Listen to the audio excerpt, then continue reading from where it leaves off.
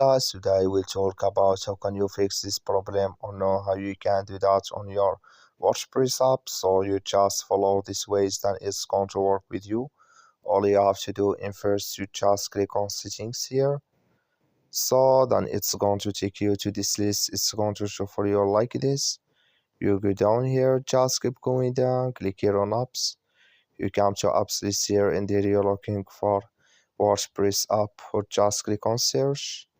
Then here add WordPress, it's going to show for you like this. You click on it. So you come to next step here, click on for stop, click on OK. Then you go down, just click on storage, come to storage list here, just click on clear cache. Then all you have to do, so you just go here to your Play Store, you click on it, you come to next step here, and here you search for WordPress. It's going to show for you like this. You will find here update, click on it, then it's going to work with you.